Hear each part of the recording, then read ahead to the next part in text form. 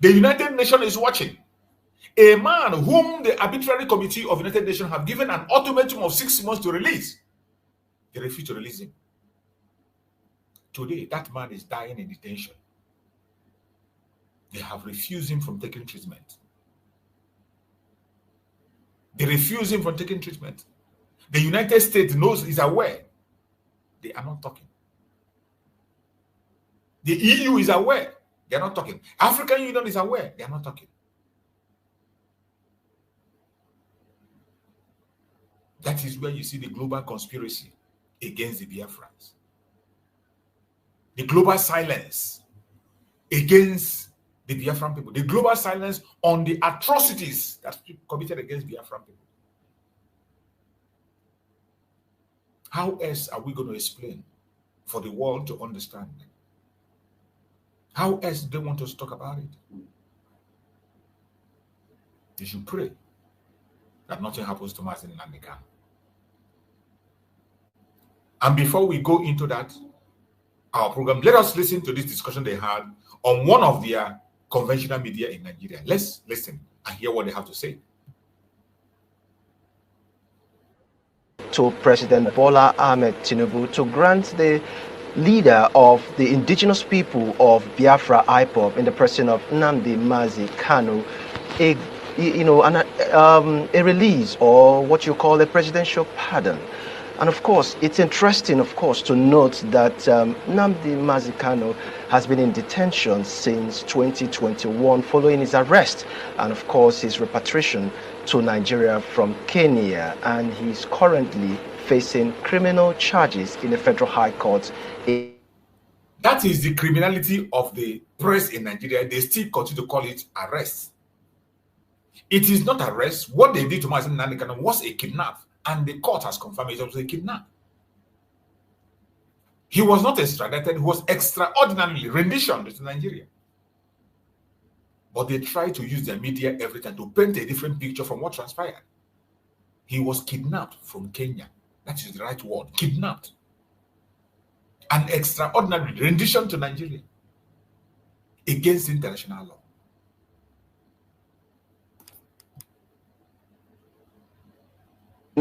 I'm being joined by two gentlemen who will be giving us their insightful thoughts as regards this, both from a human perspective and, of course, a legal angle. In my immediate right here, I have Barrister Jide Ologun, who is a legal practitioner and, of course, a public affairs analyst. Good morning, Barrister, and thank you so much for joining us. Welcome. It's my pleasure. Of course, I have right here in my immediate left, in the person of Bishop James Grant Okocha, who is a public affairs analyst. Good morning, Okocha, and thank you so much for joining us. Yeah, good morning, Nigerians. Always my pleasure to be here. All right. Thank you so much. You're welcome.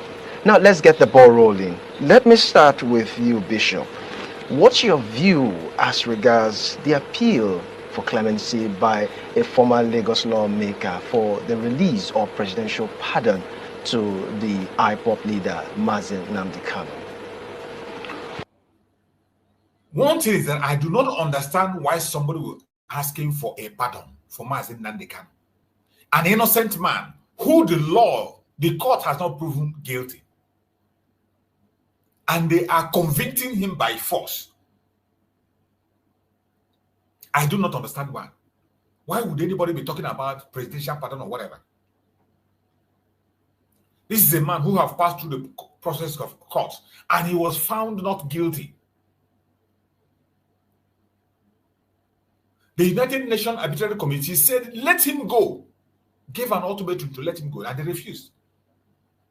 And today you're asking for pardon. Pardon for what? From what?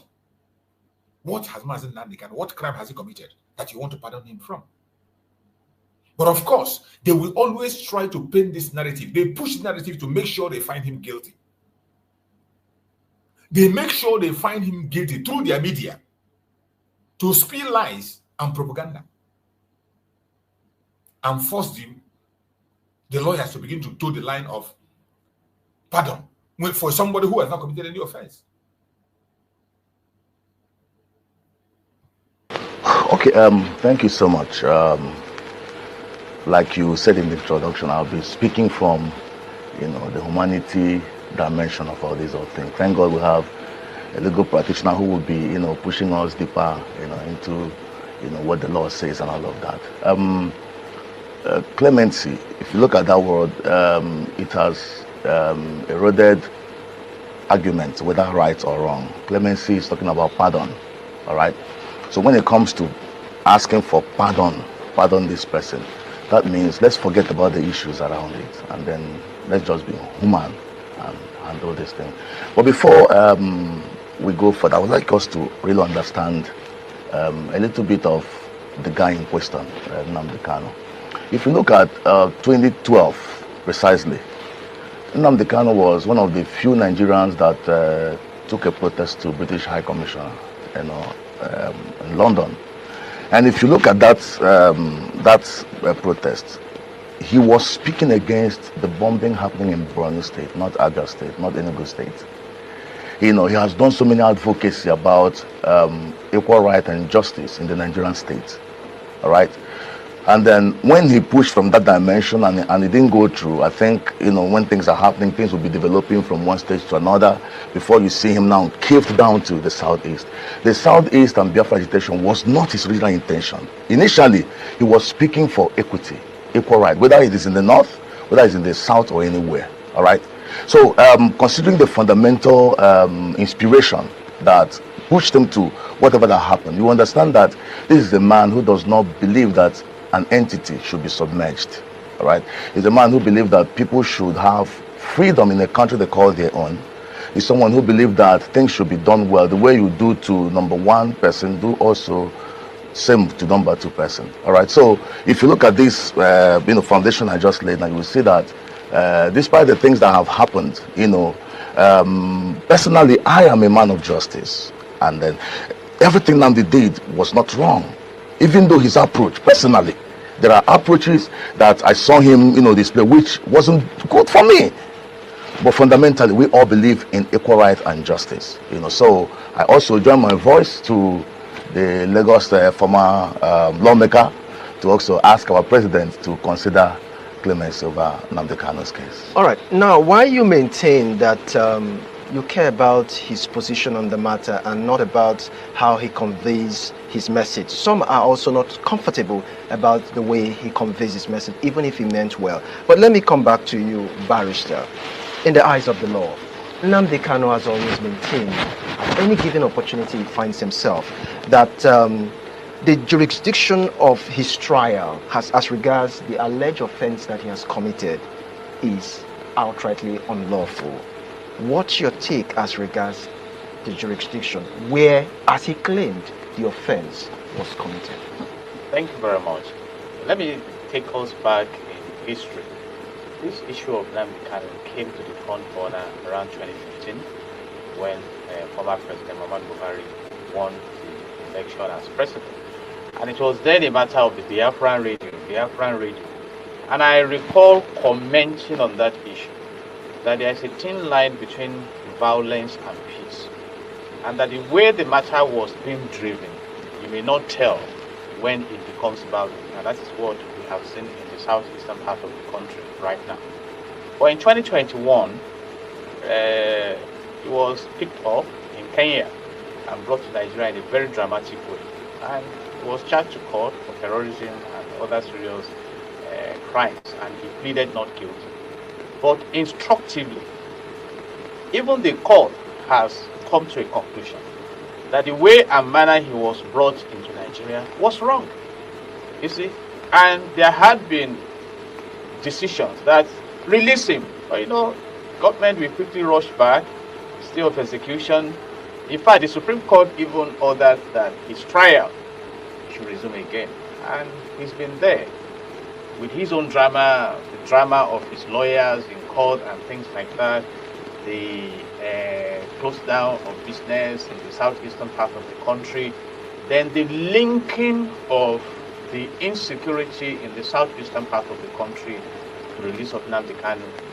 I mean, the invasion of his family house in the east, which made him to flee from Nigeria, then the senator standing in for him when he was granted bail. So all these things are drama.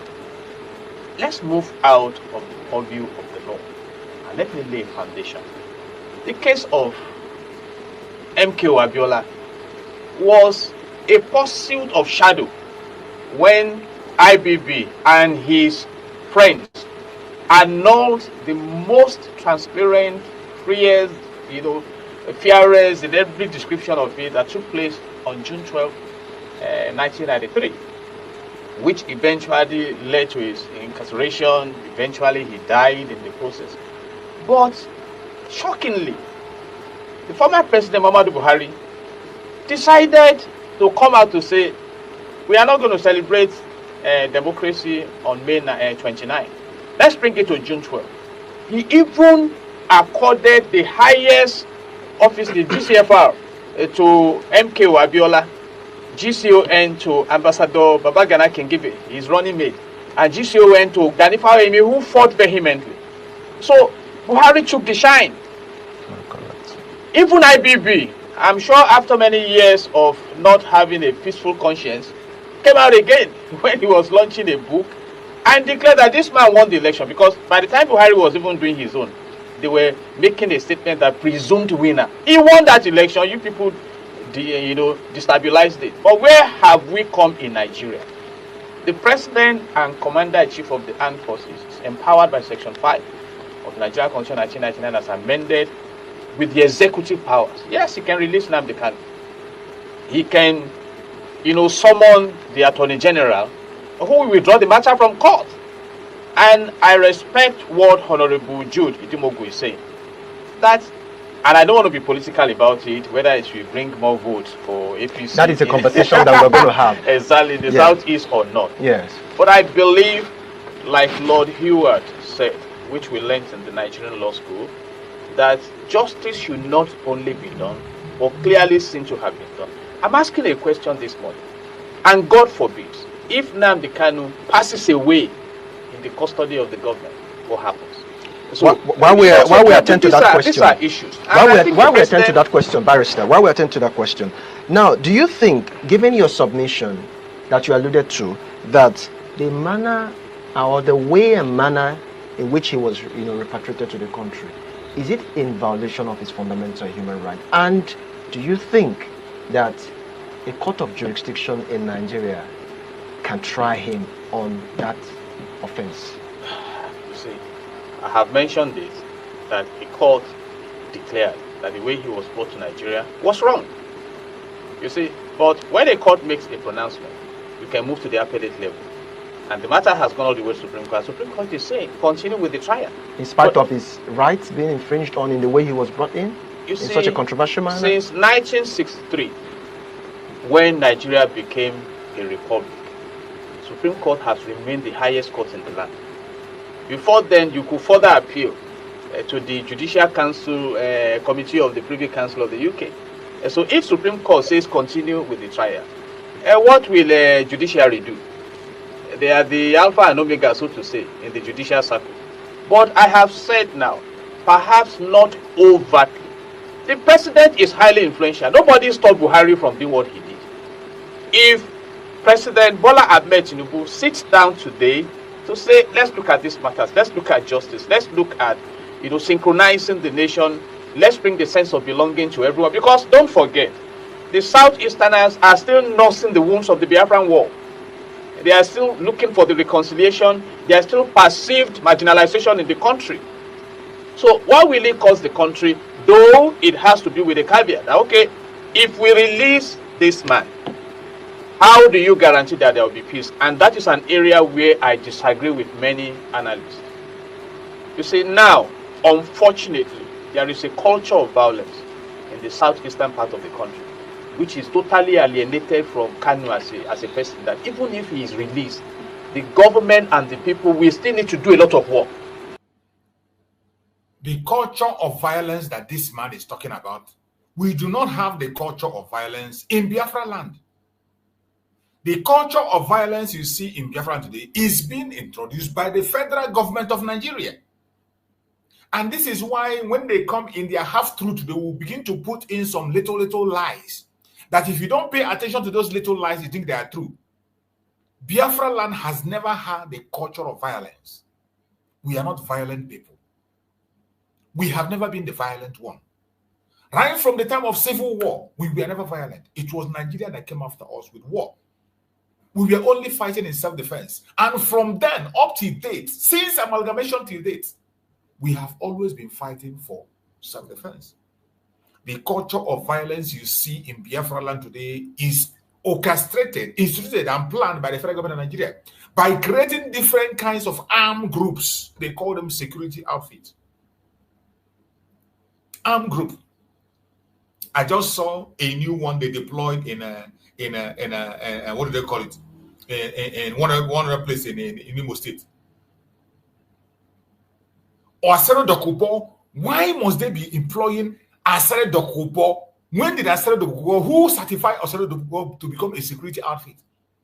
You still see his men parading themselves in the part of Biafra land as security, working with the politicians. So they're forming different kinds of group. Today it is this one. Today it is the next day it is one thing or the other. And every single one of them, their focus is on their fellow Biafrans. Today, what we are seeing is the advice that was given by a terrorist. Shegumi gave them that advice. Recruit Biafrans to fight against Biafrans. And today, that is exactly what the governors are doing. Sponsored by the federal government of Nigeria. Sponsored by the federal government. Every place in Biafra land today. When there seems to be a kind of disturbance, instead of bringing the normal security, they will go and form a gang group. They will go and bring away the terrorists. They will bring terrorists to go and secure us. And in the process, they will destroy innocent life, destroy properties, create more chaos in the area. That is what we see. But look at what they are saying now, that unfortunately there is now a culture of violence in Biafra land. There has never been a culture of violence in Biafra land. We are not violent people. Every single violence you see today is being orchestrated and planned by the federal government of Nigeria. They put it in place to continue to call us a bad name. To continue to give us a bad name. Go and check all the security outfits they form in Biafra land. All the security outfits, what are they doing? They are not there to secure the people. They are not there to go after the kidnappers. They are not there to go after the herdsmen killers in the forest. Every single one of them is there to go after the agitators, people that say that they want self-determination. They have succeeded in creating that chaos, and now they will come on media and tell you there's a culture of violence in Southeast. To reverse that criminal tendencies, because people have gone into kidnapping, they've gone into different kinds of crime. And so because an opportunity came for them to start that culture, and just as people get addicted to different things, some are already addicted to crime. So we have deep issues here. But the starting point, like the elders will say, if trees fall upon one another, you carry the top one, then the next one. If he is released, it will douse tension. And I hope he also will be ready to move in the direction of that clemency. Because if you know the person of Mazi Nnamdi Kanu, a man who will tell his lawyer to shut up in court and challenge judge and things like that. You see, they say he who fights and runs away lives to fight another day. And so these are all the issues. But right, politically speaking and diplomatically speaking, it's a brilliant opportunity for President Bola Ahmed Tinubu. And if you ask me for my personal opinion, if the court has pronounced, whether it was knocked off later or not, that this man was illegally brought into the country by the government, I think justice should be done. All right. Now let me fall back to you, Bishop, to get the human angle from this. Yes, the lawmaker has made an appeal. And if, from what you've just said, should be looked into, it's not a bad idea. But what some Nigerians are not comfortable and so much concerned about is the fact that you have to make, politics out of everything. Now, talking about the issue of his release and, of course, being granted presidential pardon, what has that got to do with 2027? Saying that if Nnamdi Kanu is being released, the party's fortune is secured for 2027. What's your take on that? Well, to a very large extent, the answer is yes. But personally, I do have a problem with how the Nigerian state, runs, because we try to politicize everything. Bringing politics into this, fine. After all, he's a political prisoner.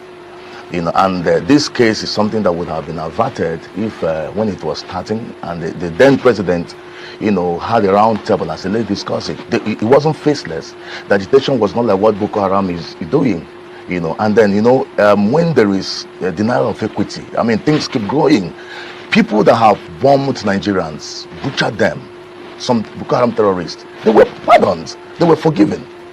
So when certain things are happening, you see, people will be getting, there are roles that the government play as at then that, really provoked, not just Nnamdi, but fortunately, I'm from the same state where he came from. All right.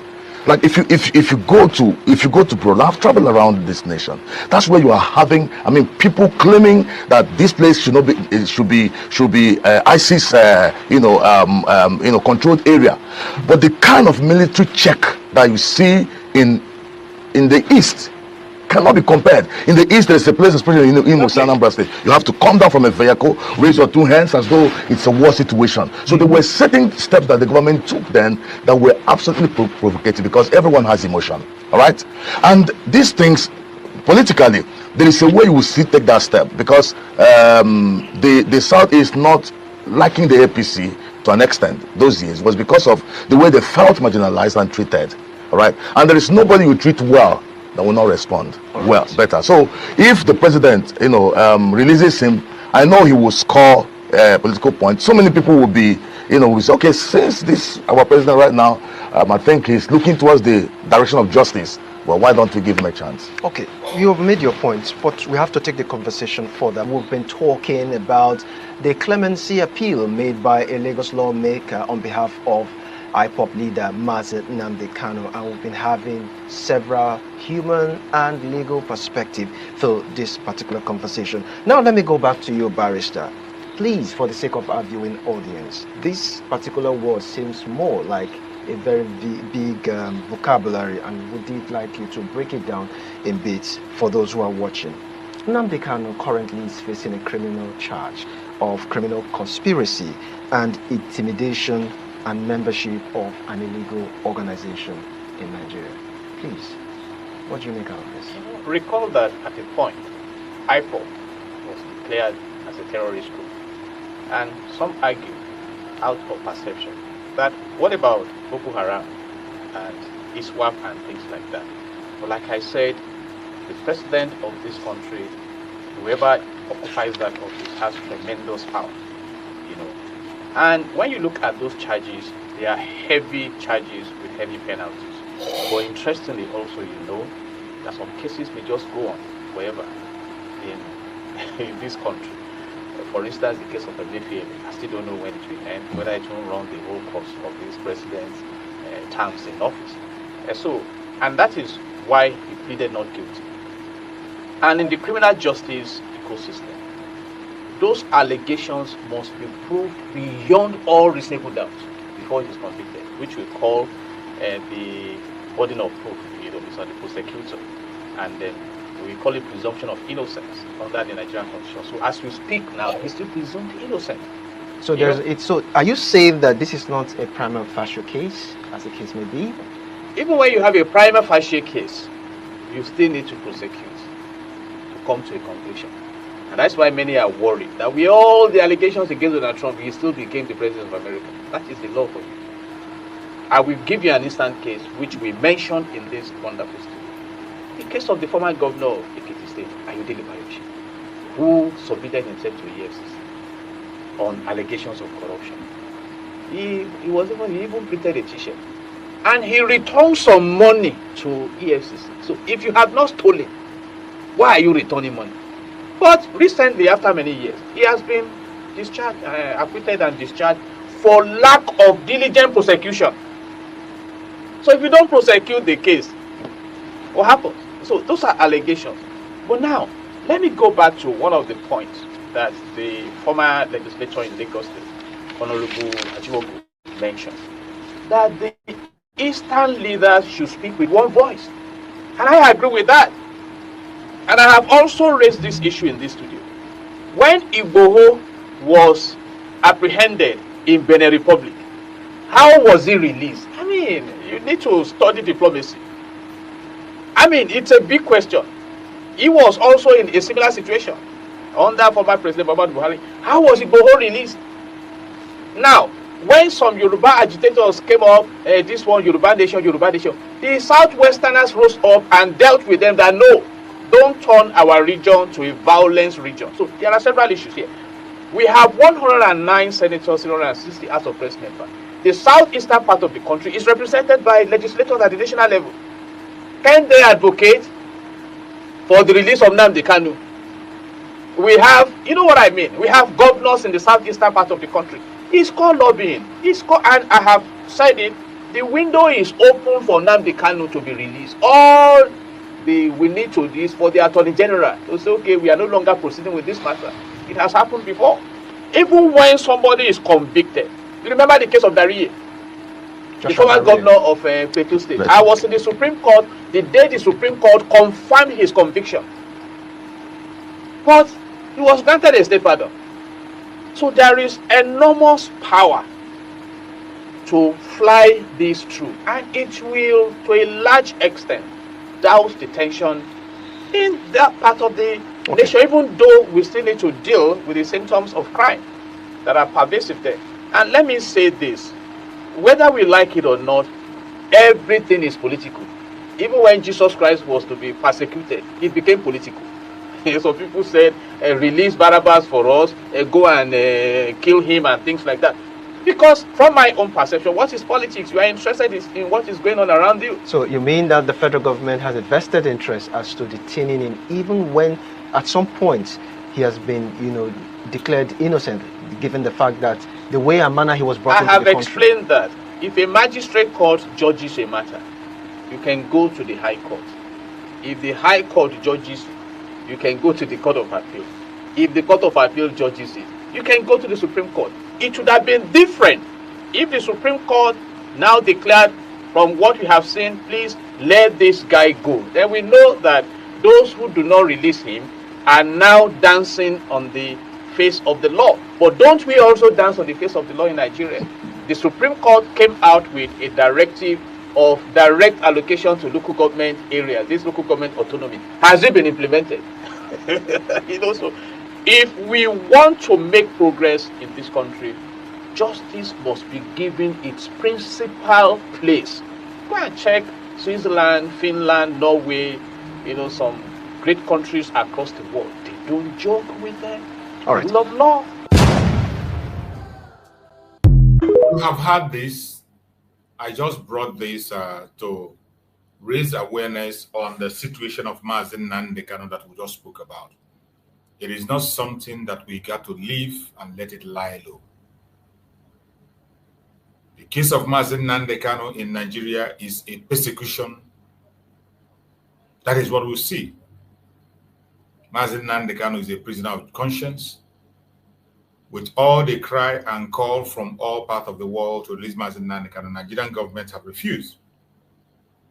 And they continue to hold. As we speak, the health of Mazi Nnamdi Kanu is deteriorating. Every one of us, we have to continue to pray for him. We have to continue to pray for him. And as I said before, this is the time we remember Mazi Simon Ekpa.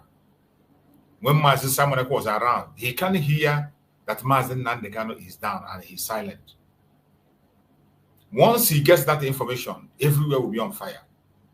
He will make them so uncomfortable that they will begin to speak. That is what he does. He will make it very uncomfortable for them, and they will be forced to speak. But today they have succeeded in taking Mazi Simon Ekpa away. They can play around for as long as they care. And what you are seeing today will show you an example of what is going to happen in the coming days. Wherever you are watching me from, you must continue to pray for our spirit of Mazi Nnamdi Kanu the best way you can. We will never give up. We will never give up. No matter what the enemies are doing, no matter what they say, no matter how they say it, no matter how they try to distract us, we will never, ever lose our guard. We will continue to speak and speak until we get our freedom. Now we go into the main topic of the day that we're talking about: Biafra, dangerous friendship game. Biafra, dangerous friendship game. Why choosing allies wisely is a matter of survival. This topic is a very, very important and sensitive topic. And I would like you all to share this program to all platforms. Share it to anybody that is concerned about the issue of Biafra, because we are going to touch a very important and sensitive issues. The dangerous friendship game in this very Biafran struggle. Who are those we call our friends? How are we choosing our friends in this Biafran struggle? Biafrans, we must ask ourselves a dangerous but necessary question. It is time for us to ask ourselves a dangerous but necessary question. Who really stands with us? Who really stands with us? Who are those that are standing with the Biafran? Do you ask yourself some questions sometimes? Do you sit back and ask yourself, who are those countries that are standing with us? Who are those allies across the world that are standing with us? Who are they? Who are those allies? The Western world that preaches freedom. Could they be the same one preparing to betray us? The same Western world that preaches freedom. Could they be the ones? The same ones preparing to betray us? These are very necessary questions we need to ask ourselves. Who really stands with us? Who are those that are really with us? In international politics, there are permanent friends. Remember? Only permanent interests. There are no permanent friends, only permanent interests. Sorry. Always remember this. In international politics, there are no permanent friends. There are no permanent friends, only permanent interests. That is why I'm asking, who really is standing with us? I ask again, who really stands with us? Biafrans. Do you ask yourself that question certain times? Watching the attitude of the same people that preaches human rights and freedom. When you see what they are doing and the way they are playing their politics, are you not concerned? In international politics, there are no permanent friends. Only permanent interests. Biafra, dangerous game. How are we choosing our friends?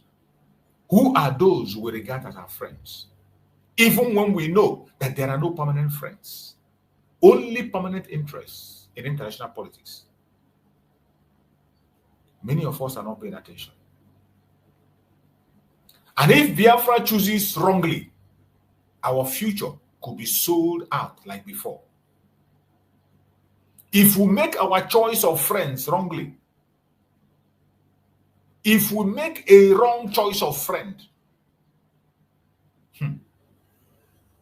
our future could be sold like it happened before. My fellow Biafrans, the harsh truth about Biafra and international diplomacy is unfolding before your own very eyes. The harsh truth about international policy in this issue of Biafra is unfolding. Maybe you are not worried. Maybe you're not paying attention. Recently, when I see things that are happening across the world, those people we regard as friends, what they are doing and the way they are showing their interest, I feel very disappointed. I don't know whether if you are paying attention. Recently, what we are seeing is those people that are in the front line of preaching human rights, preaching democracy, they are the ones today that are arresting human rights activists. The same Western world that are preaching to you everywhere. The same people who are preaching everywhere about freedom, preaching about human rights. They are the ones today that are in the front line of abusing rights. What really caught my attention is United States of America. If you were paying attention recently, the defense minister of Amazonia, one of the top officials of Amazonia, was arrested in the United States. United States of all people arrested an activist of Amazonia. A freedom fighter arrested in the United States. When you see that kind of a thing, are you not worried? You can imagine. This is the same United States where Amazonians have a lobbyist that is lobbying for them. This is the same Amazonia who were in the front line during the time of Trump inauguration. They were there. A top activist of Amazonia, in their defense, was arrested in the United States of all people. And another news came that the United States of America sent soldiers to Cameroon to train their soldiers to fight against the Amazonian people. When you see that kind of a news, doesn't it ring a bell in your ear? Doesn't it ring a bell to you? Are you not concerned? These are the things I have seen online lately that calls for a serious concern. It calls for a serious concern. When I saw those news, I was really heartbroken. And I begin to think about this. I say, who are those people we even think that they are our friend? Who are the people that are with us as Biafra? And I want to put the same question. You that is watching me, who are those you think are Biafran friends? Who do you think that are Biafran allies? Who? Do you really think we have some people out there who stand with us? How can you imagine that Amazonia that is facing genocide in the hand of the Cameroonians, the French, in the hand of Cameroonians, sponsored by the French, the same Amazonia,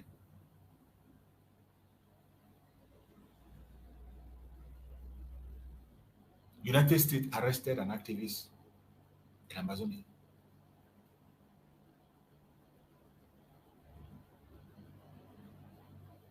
Who are those we are choosing as our friends? Who are those that we are choosing as our friends? Have you sat back and asked yourself, who are the Biafran friends? Who are they? Where should we lie our tent? Whom should we trust?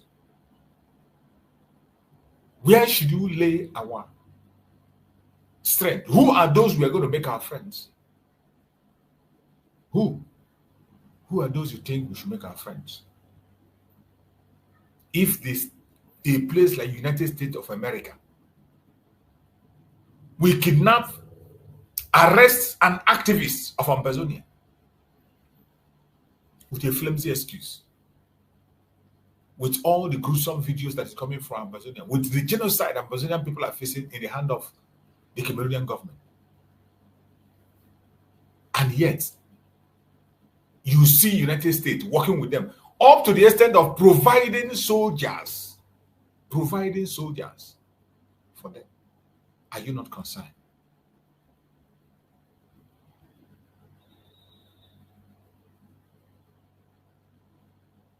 And because of that, I saw a piece that Ambazonian wrote. One of the Ambazonian writers wrote, he said, in the light of the recent arrest of Ambazonian leader in Minnesota, an Ambazonian leader arrested in Minnesota, you see activists being arrested in a place like the United States of America, the place we say that there is freedom. An activist arrested, Ambazonian leader arrested in Minnesota. And the guy wrote, he said, it may be time for the Ambazonian lobby firm to reconsider its strategy. Instead of focusing effort in Washington, D.C., they could explore lobbying for Ambazonia outside the United States, particularly by engaging with Russia. The West, led by the United States, has an imperialist agenda that perpetuates neo-colonialist exploitation in Africa, especially in Cameroon and in Nigeria. And I agree with him. Where their interest is secured through leaders like Paul Biya and Bola Ahmed Tinubu. This game is all about interest. That is why I asked the question, who are our friends? Biafra dangerous friendship game. Every one of you know how we had a high hope for Trump, how we promoted Trump, how we wanted Trump to come in. But I bet you, I remember during that time, one of our brothers here, Akonyo Wetere, whenever he comes, he will say that Trump is going to run his tenure without even mentioning Biafra. That we might face the most difficult situation now than ever. And I remember that word that Akonyo Wetere used to say. And the guy wrote, convincing the US to change its stance like it's likely a daunting task, unless those interests are challenged currently. Russia is positioning itself as a potential liberator for Africa by supporting the call to address the root causes of the conflict between Cameroon and Ambazonia at the negotiation table. Russia is the one advocating, Russia as we speak is advocating for the case of Ambazonia and Cameroon to be addressed from the root cause. They're advocating to sit on the round table. But what is the United States doing? United States is sending military help to the Cameroonians, training their soldiers to fight the Ambazonians. Who are our friends? Who are we going to make our friends? Who are we going to make our friends?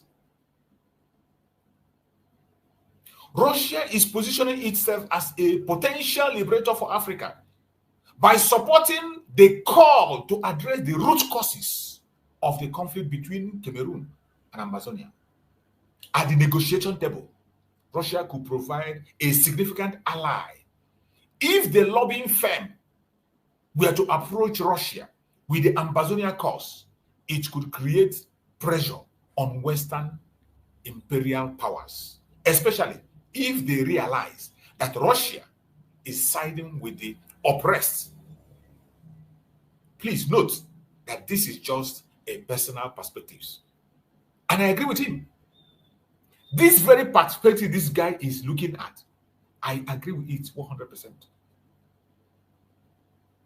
After reading all this, seeing the arrest of an Ambazonian leader, an activist in the United States, it calls for concern. It is a wake-up call for us, those of us who are Biafrans. It is a wake-up call. We must not go to sleep thinking that we have friends when we have no friend anywhere. Biafra dangerous friendship game. Why choosing allies wisely is a matter of survival. A matter of survival. The West today is focused on another colonial system. They are focused on their own personal interest. They don't care about you.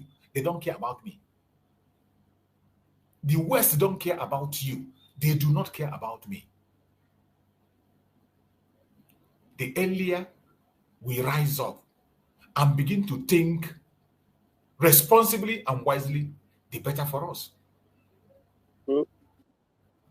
We have come to a state where we need to choose wisely who will make our friends. And that is why it is important we ask that question that I asked when I was doing my introduction. I asked a question. I ask a question. Who are our friends?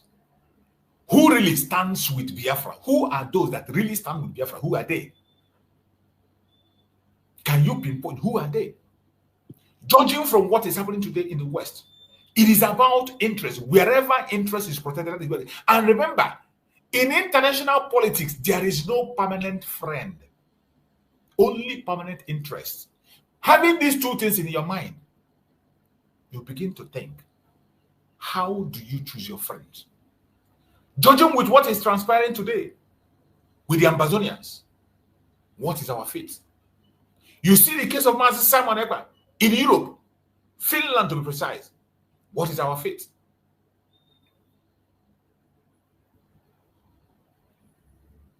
What I just read about that Amazonian guy that he wrote, I agree with him 100%. I do agree with him. You might disagree with him. You are entitled to disagree. But looking through, I bet you I agree with him.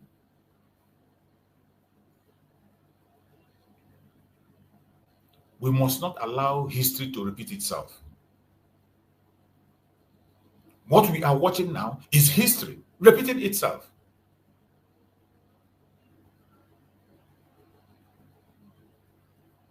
We know how fragile allies can be. All these alliances that are fragile, you know how it can be. It will always be about interest. Don't ever forget that. Who are those that are our allies? Who do we make our friends? Can Biafra really rely on the West? Or are we walking into another trap? These are questions that deserve an answer. Can Biafra really rely on the West? Or are we walking into another trap?